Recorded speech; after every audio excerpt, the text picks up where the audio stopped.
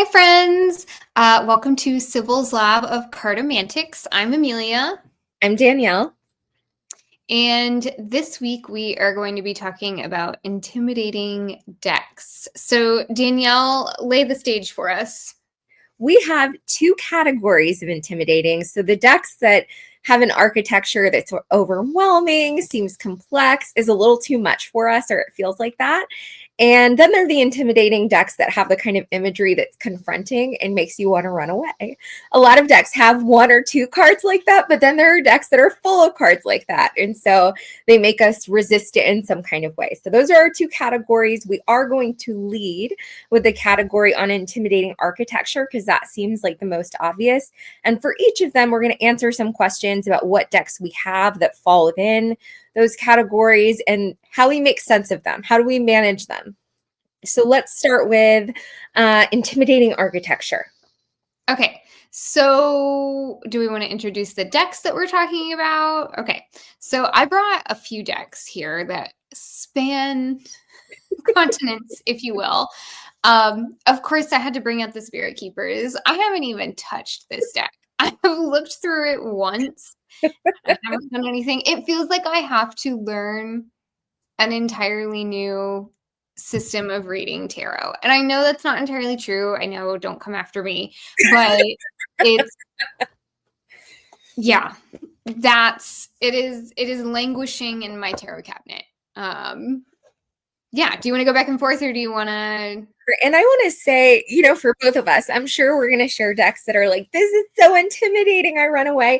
This isn't about the truth of the matter. Like, it's not true that Spirit Keepers is whatever. It's how it makes you feel. Like, what kind of resistance does it trigger? So it may not be objectively true. For example, my most obvious pick was Tarot of the Holy Light. I am so afraid of this deck. It is a different tradition. It feels very smart and complicated and is profoundly intimidating. And yet for some reason I'm like, it's aspirational, right? Like it is my fantasy self would like to one day just like, fling these cards everywhere and just be totally fluent in this deck. What's another one for you? So another one that I brought out is the Kazanlar Tarot, which is a deck that I love. I was dying to get my hands on it for a very long time. Managed to snag the out of print version, which has the gold borders. I guess I could have shown. We all know the images of the Spirit Keepers Tarot. Go watch it. Go watch it flip through. But the Kazanlar Tarot is I managed to snag the one with the gold borders. It is still in print, sold directly by, I believe, the estate of Kazanlar, because I think he's passed away. But yeah, been wanting to get my hands on this, got my hands on it, and now I'm like, oh, I have to learn a bunch of fairy tales and Eastern European history that I don't know. I have no cultural reference for a lot of this deck. And so I'm having to build an entire body of cultural reference. And so that's kind of how this is intimidating. It's not like Spirit Keepers where it's like, this feels like a whole other tarot. It feels like the tarot I know, but even if I can look at an image and kind of recognize what's there, I don't feel like I'm able to go as deep as possible because I don't understand fully what's kind of underneath that image itself. And then we've got all the like weird glyphs on the side that some of which are really recognizable and some of which are not at all. And so, yeah, there's a lot to be learned with this deck. And I do find that intimidating. A PhD in the Kazanlar Tarot. I mean, really, yeah. And I only have the little white book that it came with, although I've been told, I think you've told me this, that the bigger guidebook that is out is pretty much the same. It's not pretty much the same. It is the exact same thing, printed larger. So that's all you get. Little white book. I'm gonna need some more. Exactly. All right. So my second deck pick is the Hermetic Tarot. And I can show this too, and I'll share some images of Tarot of the Holy Light as we go.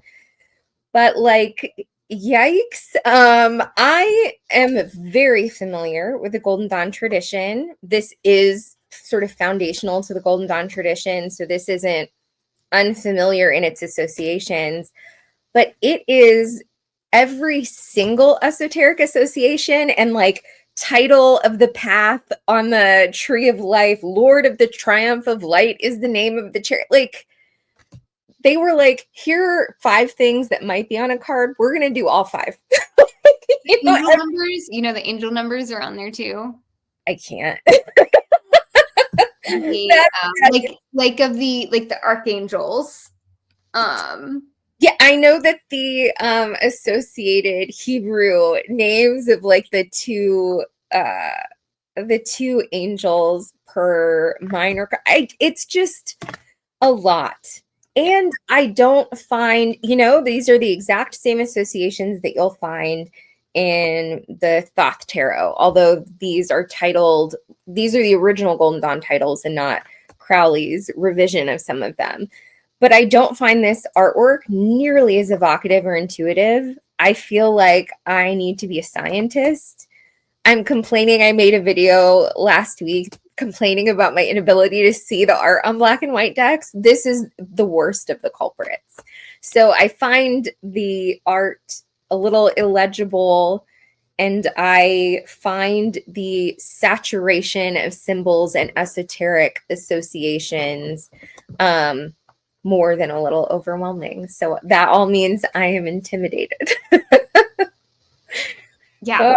I still look back on that being my first deck and I'm like, how? And I still don't understand it. Would you recommend that, like, starting with a deck that other people say is intimidating? Let's say that this is somebody's first Tarot Tube video. Like, do you say to that person, go grab a Hermetic Tarot, go nuts? I mean, here's the thing. I think the reason it wasn't intimidating to me, it was intimidating to me, but I didn't feel weird about that, is because I didn't know that it wasn't, like, I didn't have any reference point for other people telling me that it was intimidating. That was just when I went to the store, there were like 5 options, and that was the one that looked the most intriguing to me. So that's what I went home with. And of course, opened it up and was like, what? What is this? I have no idea what any of this means. But I didn't have anybody else making me feel self-conscious about that. Yes. You didn't know that there was an entire tribe of people in the world who would be ready to attack you if you misread the Lord of the Triumph. And here's the thing, frankly, if you're like brand new to tarot, and I say this as somebody who makes tarot videos for YouTube, like, get off of YouTube and go read tarot. This stuff can come later, right? These conversations can come later. Okay, that was a little sidetrack. So my third architecturally intimidating deck, and my final one that I pulled for this video, I was telling Danielle before this, I could have pulled so many for this category, but I went with 3, and that is the Jolanda Tarot. This deck is wild. Absolutely wild. I have the Swedish version, or the Swedish edition. It is out in English now. I talked about this a few videos ago. I was like, why aren't people talking about this? Because it's wild. So there is an English edition out now where you can read the card titles in English. I've translated them all. They are pretty much the Golden Dawn card titles, if you're familiar with those or have any kind of reference for those.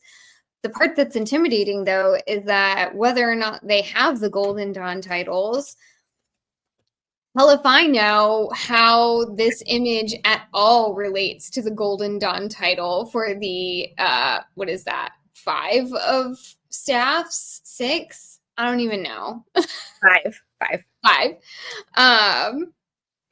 Yeah, it is wild. Jolanda was clearly doing something here. Do I know what it is? No. It's a fun little deck, but it's really hard to read with.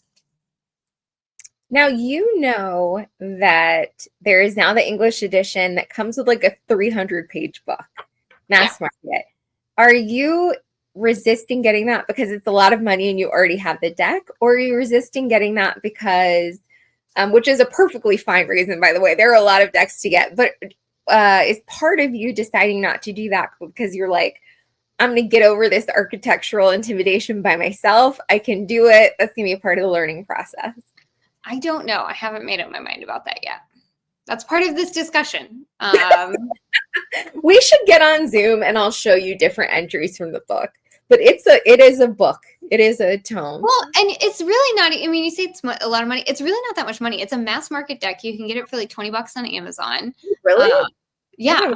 35 or something. Holy cow. It's definitely worth $20 in my opinion. Like for a mass market deck, that is a really nice. Well, let me not eat my words. Hold on. We have the power of the internet. More expensive than that. It would make sense if it was more expensive than that to folks who might be interested, because it is a like larger than paperback size paperback book of about 300 pages or something. Okay, so the book and deck set as of right now is like $36 on Amazon. So it is, you know. That is fair price for a mass market deck and really impressive how much you get for that, especially these days. But these days, mass market decks can be kind of spendy. They're getting up there. I don't know. That's part of this conversation. Okay, you have any more decks to show? I have one more deck. This is the Thoth Journey Tarot. This is the first edition, so it has a different back than the edition that you can get now. But this is not intimidating imagery in a way that's like, I mean, look at that. That's like idyllic. I want to go where the water wheel is and swim in that like lake kind of imagery.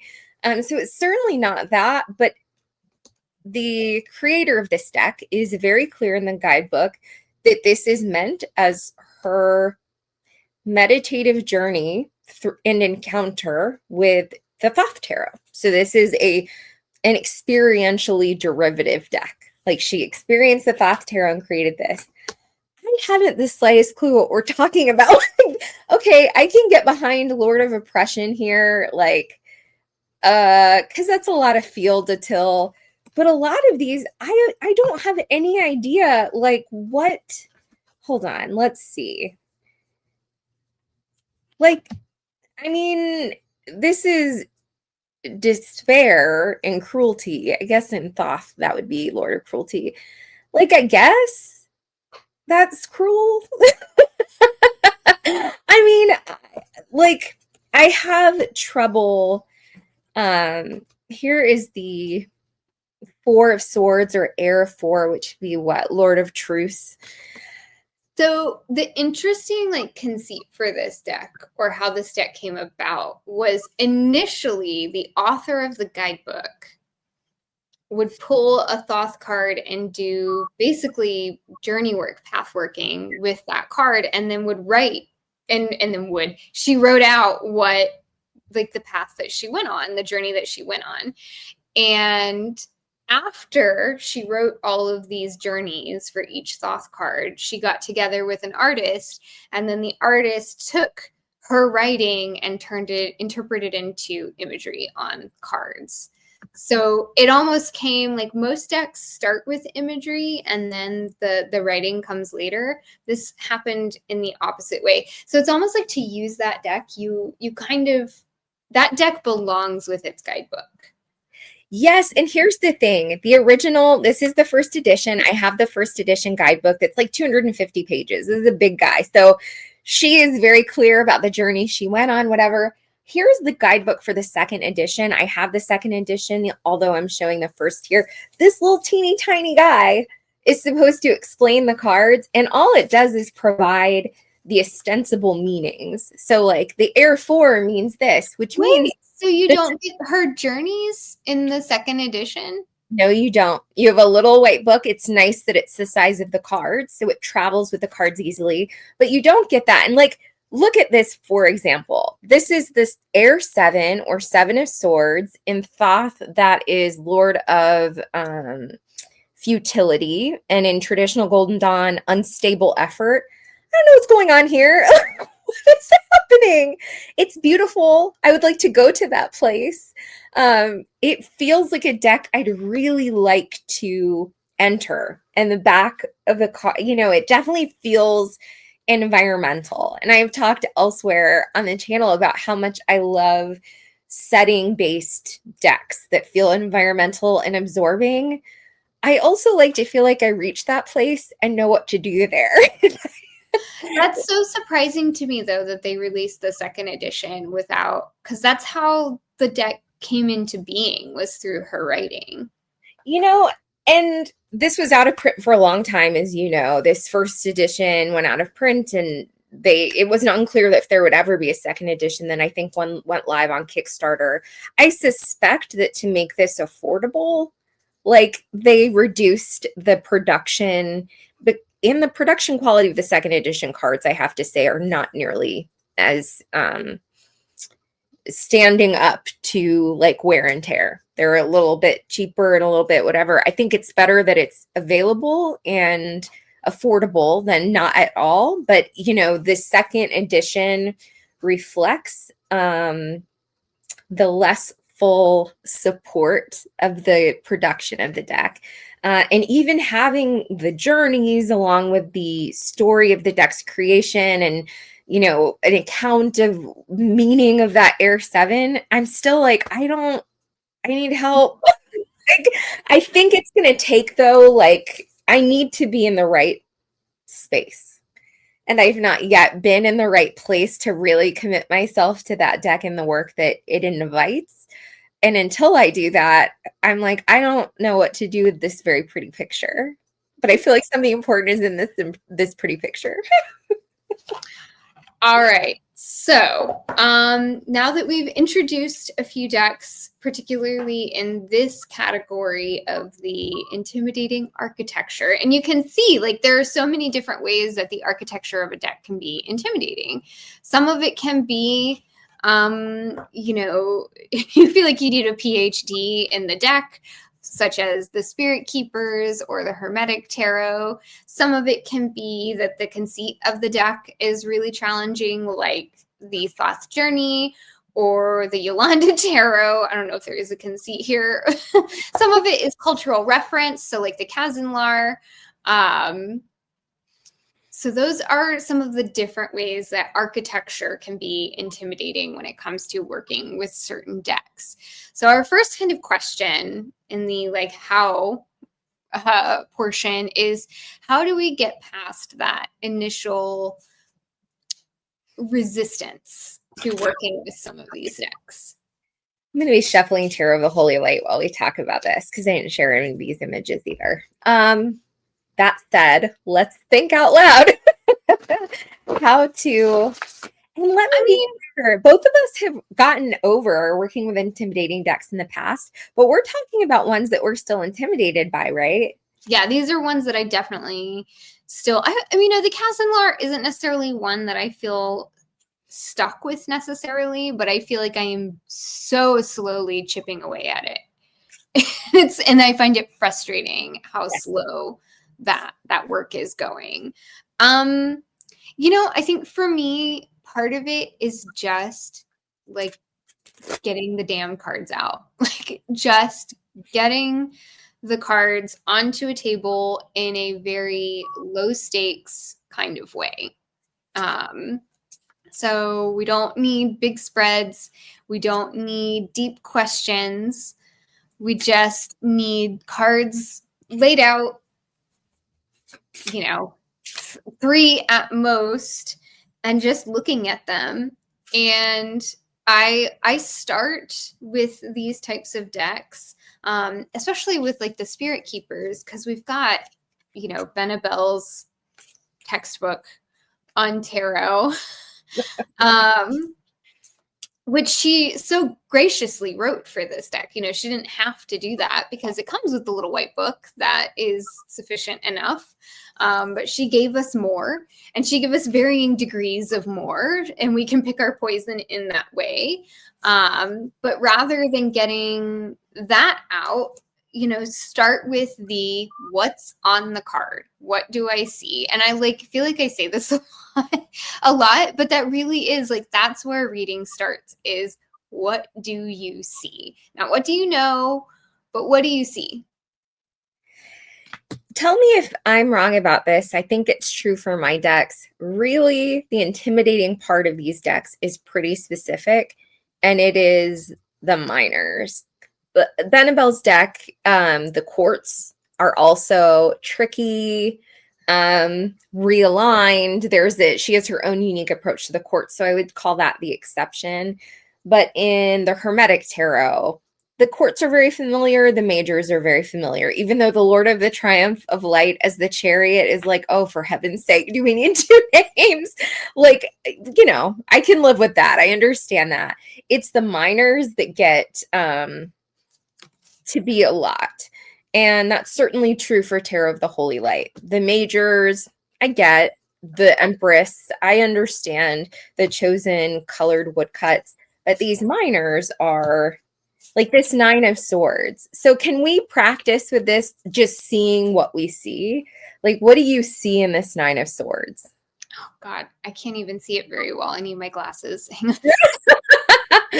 I'll show it again, but what I'm seeing, I think I see an altar with fire and a chained eagle. What are you seeing?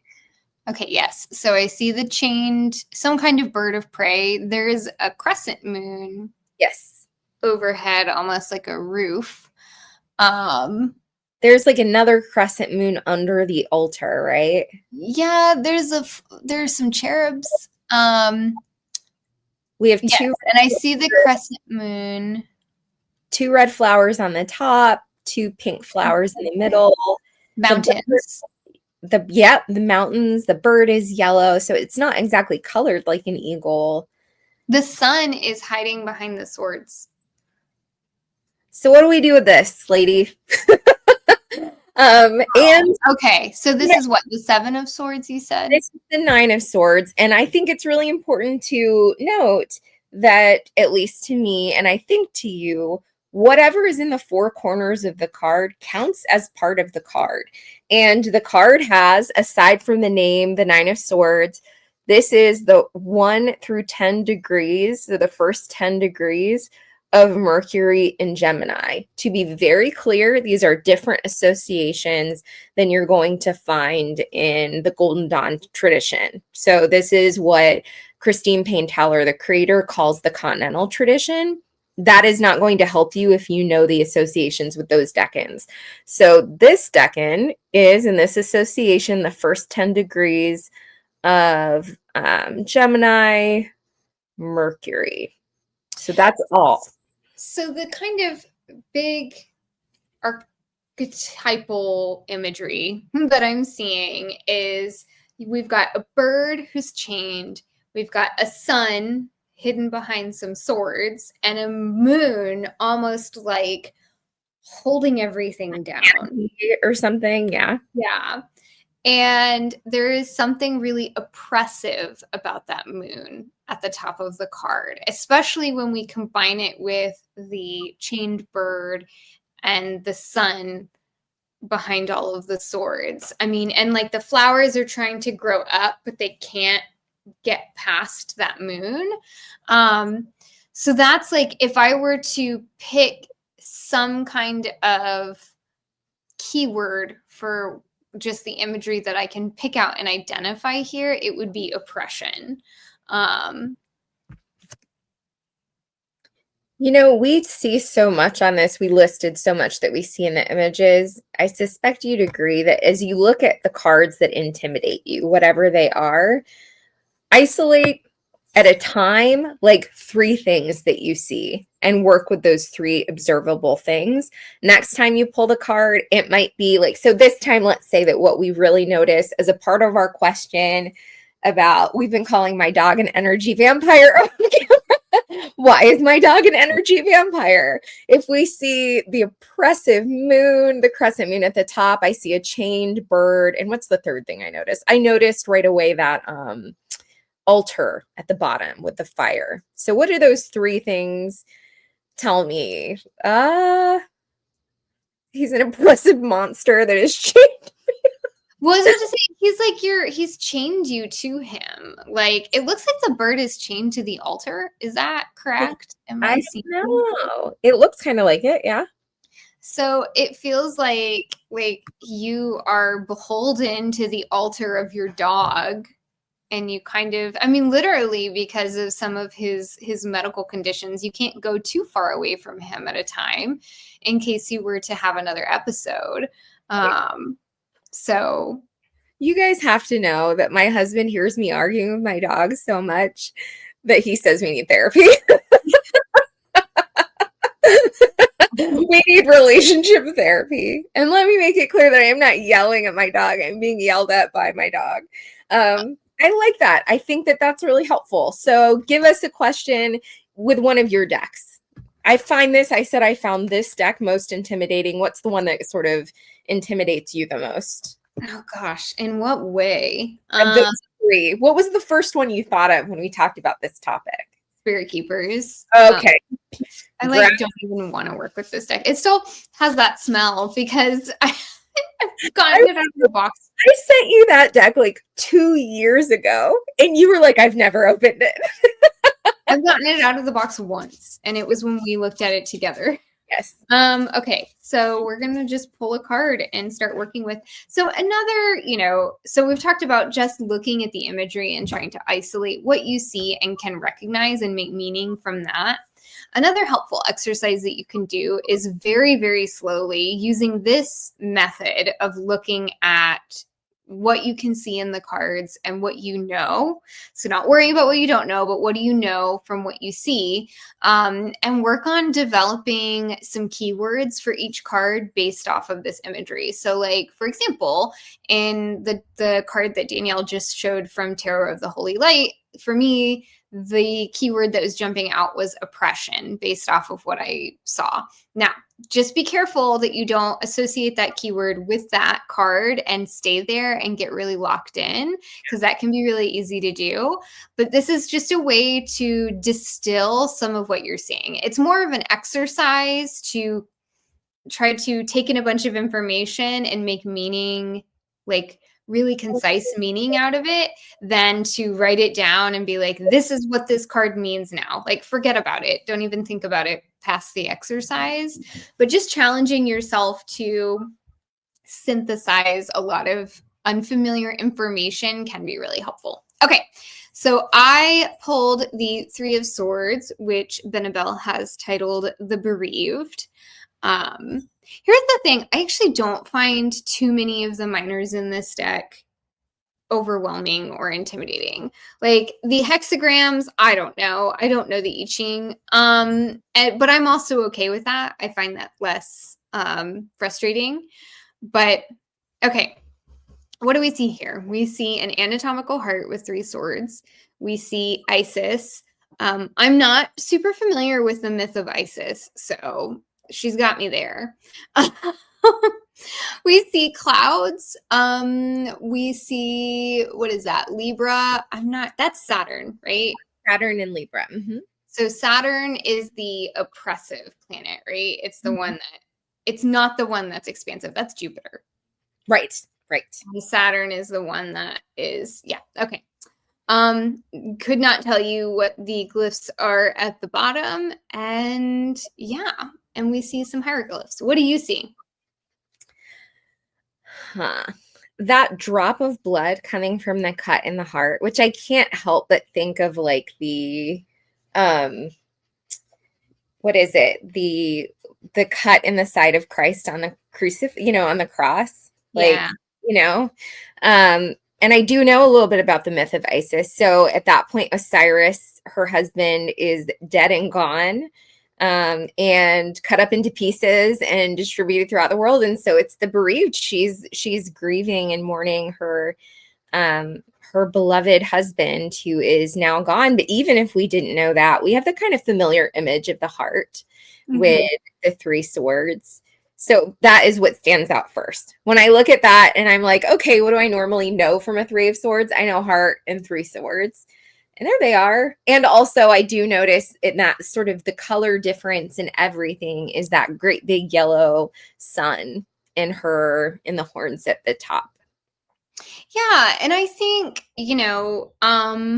Or orb.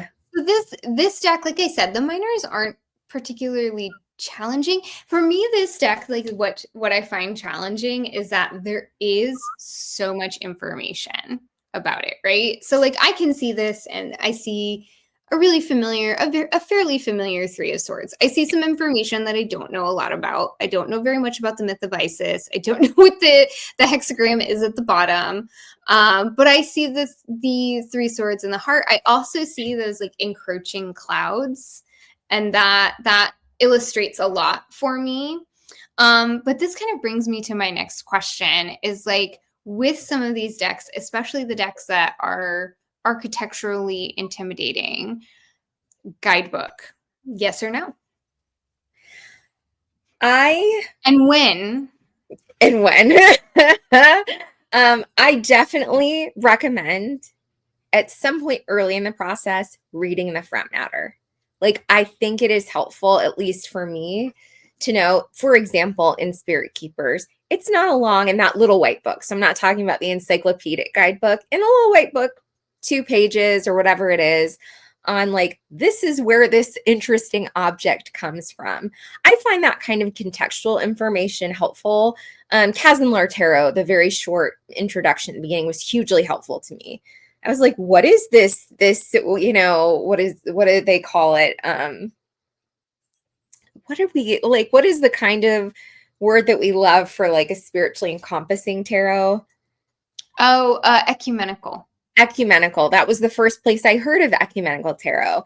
And them saying that Emil Kazanlar, I guess Emil Kazanlar himself saying he had wanted to create an ecumenical tarot, and it talking about how his sort of cultural and ethnic backgrounds are both Middle Eastern and I think Hungarian, so Christian, like so interesting and helpful. It made it more fun to work with the deck. So I find that super helpful. And also it's nice to like kind of open the guidebook so you know what it looks like.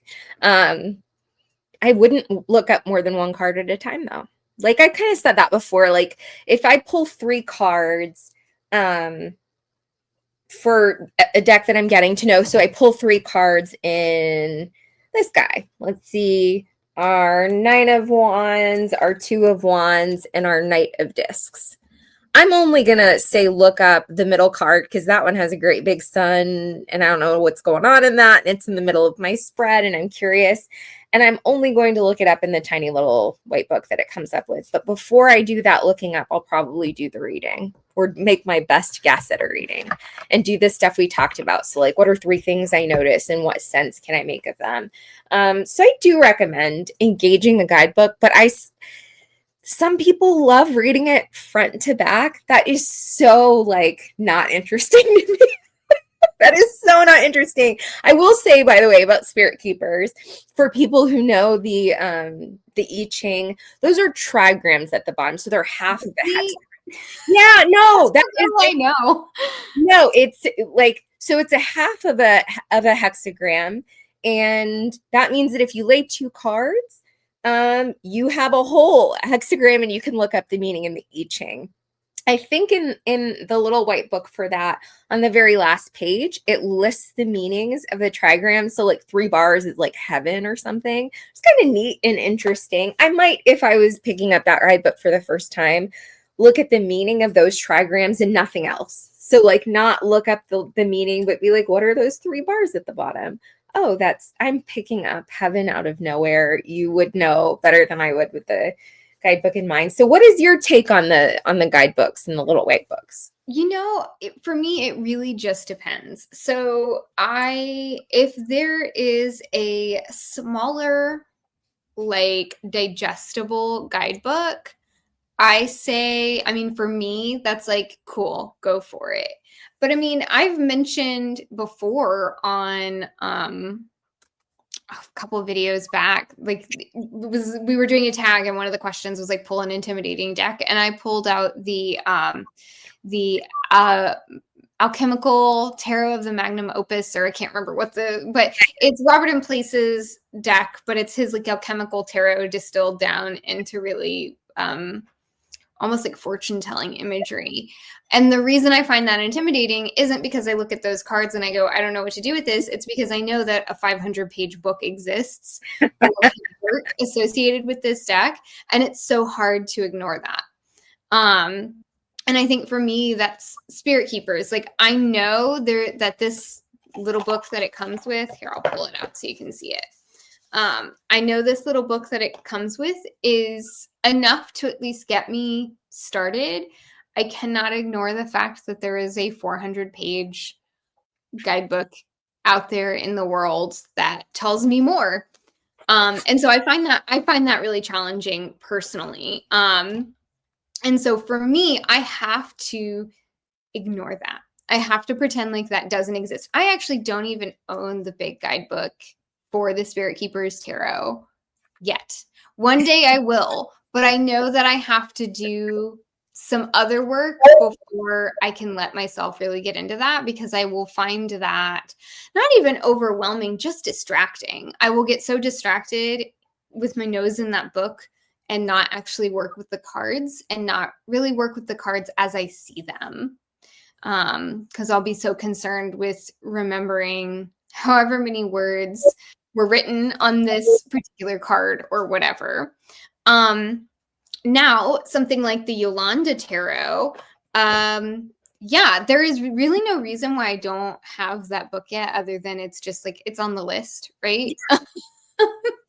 It's on the list, but I bought this deck before the English version was even out. And so I had full intention of working with this deck, just like figuring it out kind of in the way that we showed, through really low stakes readings and just looking at the imagery and trying to figure out what was going on. That's probably a guidebook that one day I'll get into. Now with something like the Kazanlar Tarot, so it's got this little white book that comes with it, which is similar to the printed separate guidebook that is available now. And it's actually not a bad little white book. The information is there, but even reading this sometimes, I'm like, I still don't have any. I don't know what you're talking about, because I did not grow up in, I think he grew up in like Iran or something like that. Yeah. I didn't grow up in Iran, and I don't have a Hungarian mother. I don't know what you're talking about. So this is like a whole other experience where I'm working with a book of Middle Eastern fairy tales and like Wikipediaing Hungarian history, just to understand what's going on in these cards. And I'm letting that be part of the work with this deck, is like kind of immersing myself in those cultural basis that he started with. So yeah, I really just play it by ear. Sometimes a guidebook can be really distracting for me. Yeah. And so I don't even purchase it so that I don't have it and I can just work with the cards. And sometimes a guidebook is its own fun discovery. Yeah, I mean, I think that I have read with Spirit Keepers Tarot a fair amount, but I haven't read the great big book. I read the little white book over time. And I do have the great big book. I have looked through the pictures because she includes like a lot of pictures, and I'm a simple creature that finds like all of these beautiful pictures that she included from like, you know, antiquity. Fascinating, and she shows different evolutions of the art as she's made different cards, so it's fun to look at those. But I find that to be a different kind of work. At some point, I have full intention to work with the great big guidebook, but it's not because I want to learn how to read the deck or feel like that's the only way to feel a certain kind of fluency with the deck. I read a lot with the Thoth Tarot and have yet to read the entirety of the Book of Thoth. And it's not because I'm like scared of it or something. I'm just like, I don't really like Crowley that much. I don't have great big, like strong, like evil man, you know, the most wicked man or whatever. I don't take him that seriously. It's not, you know, it's not my top priority. So As an aside, I think, and I could be wrong about this, so I do know the suit of swords in Kazanlar is all oriented around ancient Egyptian mythology, and I think the three of swords might also be Isis mourning Osiris. Not positive, but I think so. I think it is. Yeah. And again, it's just one of those, like, we collect a lot of myth and folklore in our lives, and there's some that I haven't collected yet. Okay, so shall we move on to talk intimidating art? And when we're talking intimidating imagery, we are interpreting that term or that idea broadly. So I'm curious to know what it is that you are taking that to mean. For myself, I'm really choosing imagery that I find like confronting and frightening a little bit, because I like decks like that, and yet I find them intimidating. And I will say here that if you are the kind of person who finds tarot deck art objectionable or too confronting to look through, this is so not the portion of the video for you. I am going to be showing some difficult images. Why don't you lead us off, say a little bit about how you interpreted intimidating imagery, and share one of your picks. So I only pulled out 2 for this, and here's an interesting thing. As I was looking through my decks to like get some examples for this, I realized that I tend to gravitate away from decks that I find too confronting with their imagery. And generally speaking, like, I know myself fairly well. If it reaches past a certain threshold for me, why? Like, why put myself through that? So for me, these were, I don't know, I only brought out 2, and they're picked for very different reasons. So I guess I'll just show them. So the first deck that I pulled out is the Ma'at Tarot by Julie Kachia Watts, which very easily could also fit into the intimidating architecture category. But unlike some of these other decks that I have in this intimidating architecture category, with the exception of the Jolanda Tarot, but I think the Jolanda Tarot just needs me to like stop and look at it. There's some of these cards that I really don't know what's going on here. Like, it's not symbolically rich, and that's not a fair way to say that, but it's not like Tarot of the Holy Light, or it's not esoterically laden. It's not like, you can't say like, oh, there's the moon and the sun behind the, like, it is narrative in its nature. And yet I don't know the story that's being told. And a lot of these stories don't have specific cultural reference points, like the Kazanlar Tarot. They are built entirely, or largely from the Julie Kachia Watts's like envisioning of the tarot in this context. And I find that really intimidating. Some of them are confronting imagery wise. The devil is a woman given birth. And I totally, as a person who has given birth, I understand why that is the choice for the devil. But also as a person who's given birth, like, that's not a memory I want to relive. That was really painful. And so there's just a lot to take in there. Yeah, 10 of Swords, really confronting imagery. But I don't necessarily find it like off-putting. It's mostly that I don't understand the story that's being told, and I find that intimidating. And she's also, architecturally, she's got her whole thing with like the moons, and I don't understand her astrology, which is fine. This is another one that I don't own the guidebook for. There is a guidebook that exists, and I just don't own it. It does, and it is not ordered by suit. It is ordered based on the alternative astrological approach. So like you'll find like the 10 of Swords next to like the 6 of Cups or whatever, the moon and the whatever ordering, which drives me nuts.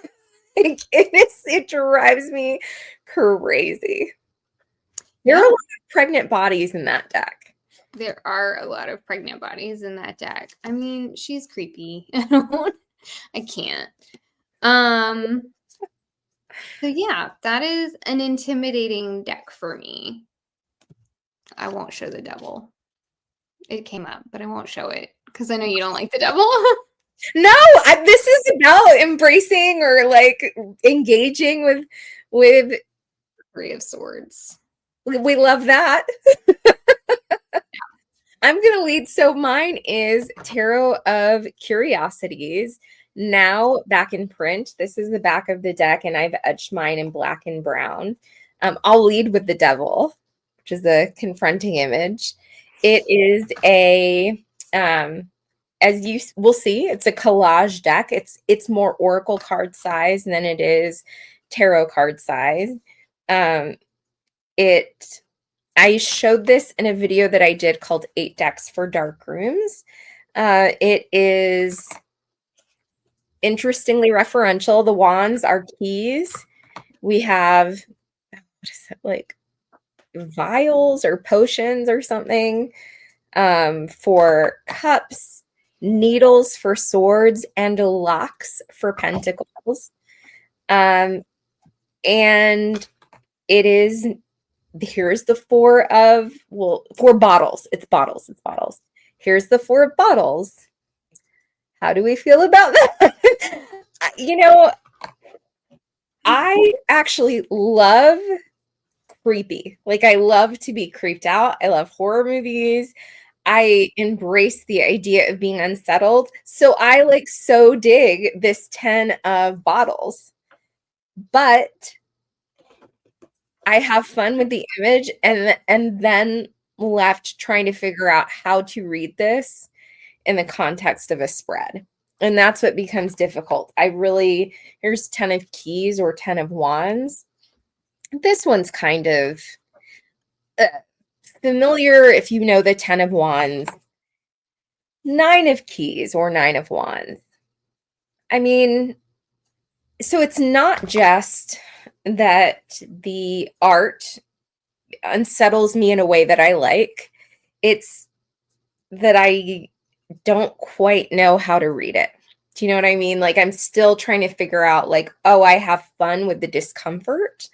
But I need to practice reading it more and feel confident that it's not just really good at being unsettling, but is also really good at, so 2 of locks or 2 of pentacles. Like, I love this card. Look at this card. 7 of bottles. Oh, I live. It's so creepy. I think I'm with you though. It's like yeah. I'm like, okay, that's cool. That's interesting. Really creepy. I don't want to use that deck in the dark at night by myself. But what do you do with it? Like, I'm coming around to the idea that I need to be comfortable anchoring to my numerological associations, because I know how to read a 7 of batons in TDM, like in Tarot de Marseille, according to the way that I read, whatever. So I know how to read 7 pips on a card. I think I need to be comfortable with a more hybrid approach. Like, this is so visually like evocative that I think I'm asking it to do that all to do the work. And I think I need to integrate a numerological approach more than I have. But it's hard to remember to do that. Let's see, like, here's a 2 of bottles. When there's something so charged on the card, 10 of needles or 10 of swords. Nope. That card alone is enough. I have an absolute fear of needles. I can't even see other people get stuck with a needle. There are reasons there. Okay. So the only other deck that I brought out for this category isn't even a tarot deck, it's an oracle deck, and it's Brian Froud's Faeries Oracle. Cool. And it's Fascinating. like these little like beasties are messing with me every time I pull this deck out. Like it's one of those. So I tend to not, I will casually anthropomorphize my decks. Like I refer to most of them as she, as if they were ships. But this is one of those decks, and I am one of those people that does not necessarily think that there is like spirit living within cards themselves. Like it might come through in some way, but it's not, this deck challenges that notion for me. Every time I pull this deck out, I'm like, I guess I just am not ready to work with fairies, because it ends up going back in the box really quickly. And here's the thing, for the most part, and there is nudity in this deck, by the way, for the most part, I do not find the imagery totally off-putting. There are definitely some cards in here that are off-putting. This one's kind of cute, but also a little off-putting. Let me see if I can find a kind of like card, because there are definitely some. Like this one's a little but like, I don't know. There is something about this deck that like I get the cards out and I'll just pull one and I get scared like immediately. And it feels a little bit like they know me too much. They know too much. I don't know. They freak me out and I just can't. And I know there are so many people that have so much pleasure and get a lot out of working with this deck, which is why I keep it around, because I'm like, clearly there's something here and I just need to get over whatever my nonsense is. But I have a lot of nonsense around this deck every time I pull it out. It's just, Sometimes there are decks that are like, ugh, the imagery, not for me. And sometimes there are decks that are, this imagery is provocative. I think it has something to teach me, maybe not right now. Which one is that for you? This is the second one. I love Brian Froud's art. Like Labyrinth is one of my favorite movies. I am not afraid of some gnarly looking fairies. I think it's just like, I feel like they're messing with me every time I pull them out, and I feel like I'm not ready to be messed with. Maybe that's what it is. I watched a video on, if you know Racine, for Almoon513 is her channel on YouTube. She talks about how she kept losing that deck because the fairies would hide it from her sometimes. So she'd pull it out in a video and be like, I found it. The fairies let me find it. I don't know. I always remembered that. I'm like, those devious little creatures. I mean, it really feels like if you are a person who, like me, is like, these are, images on cardboard and like, that's cool. This deck challenges that notion. This deck, like they are here and they're doing stuff. And I just may be able to be party to that if they so choose. Yeah, it really does feel like they're messing with you every time this comes out. So anyway, that's my one other intimidating imagery deck. I mean, like he's kind of scary. He's not friendly. He is not an inviting figure. I'll show my last deck as you show a few more cards if there are more that you want to share. Mine is the Nigredo Tarot. I happen to have shared this deck several times in recent videos, probably because it's very spooky, dark season energy. It is named for the dark phase of the alchemical process and was made for shadow work, according to the creator. Here's the cover of the little white book. And I'll show many cards, but there are some that are a bit too explicit to show. So we'll be skipping those. If you have it, take a look at the Ace of Cups. And if you don't and you get it, take a look at the Ace of Cups. Here's a question. Like, this is horrifying. Here's a question about decks that align with like that straddle this Faeries Oracle Nigredo tarot. Would you say that decks like this that are so stimulating, let's say, like so overwhelming, are one card at a time kind of decks? Like, You know, I think so. And I actually have a couple of strategies that are different for working with, especially the two decks that I showed, from how I work with the, like how we talked about working with the decks that are like structurally just a lot to take in. But yeah, definitely one card at a time for certain types of decks. Like that is the way.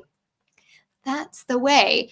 But I would recommend, and the way that like whenever I am able to get this guy out to work with it, is grounding it in a deck that feels a little like in a second deck, and surrounding it with cards that feel a little bit either like more familiar, less intimidating in some way, so that it's got like a cushion, you know. skipping over the bondage. Like, look at this guy. Take You teddy bear. know, you showed me the not the bond. There was one card you showed me from that deck, and I was like, no, If you get to the Ten of Swords, I suspect it's the Ten of that's Swords. what it is. And I was like, no, Well, okay. can you tell it as I show? If you explain a bit about is grounding this in a deck that feels maybe like it feels like they're speaking the same language, but that deck isn't quite as intimidating. So that's one recommendation. Are there other recommendations that maybe we could use practicing with this deck?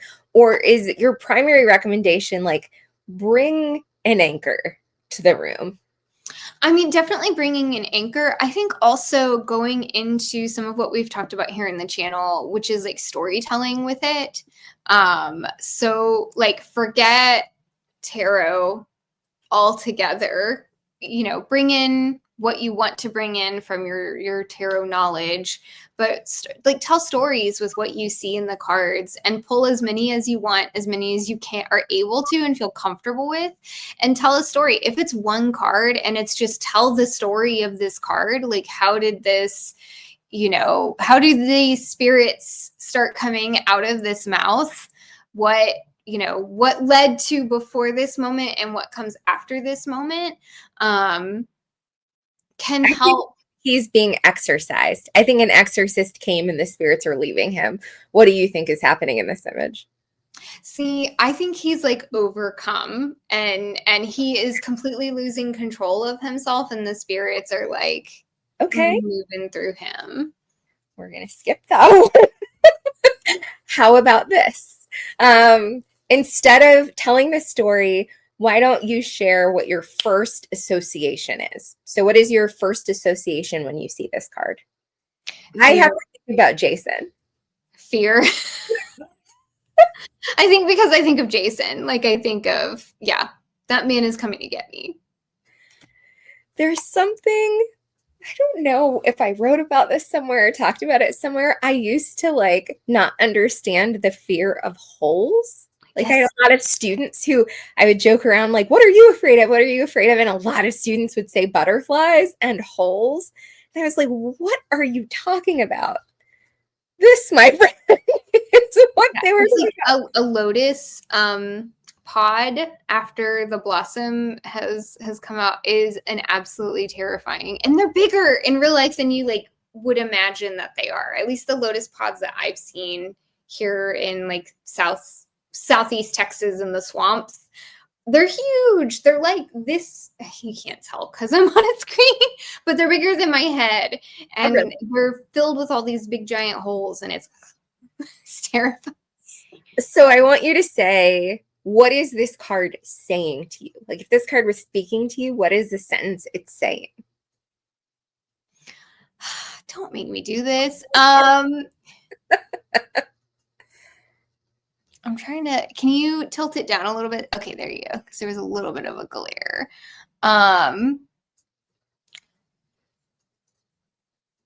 I think it's saying, Where, I think it's asking me a question. It's like, where are you overextending? oh, I like that. I feel like it's saying get ready to fly away, but I like the idea of it asking a question. Last card. This is less frightening or unsettling. I actually think it's kind of fun as an image of the world. What does this card ask you to do? Oh gosh, it's like, come, come in, enter, you know. And I If you dare, there's a little bit of like a wink at the end of that too, because it's a mausoleum. That's a mausoleum, right? I think so. And but this is not the Fool. It's like enter as the world. I'm kind of loving that. And it's not so creepy. All right. That gives you ideas, folks, on like how to take a card all together. They can be a lot if it's an imagery laden deck that is sort of a lot, but having a conversation with the cards one at a time that's like, what are you saying to me? What are you up to in there? Why is that happening? Like, how are you challenging me? It can be really fun. Like one card at a time.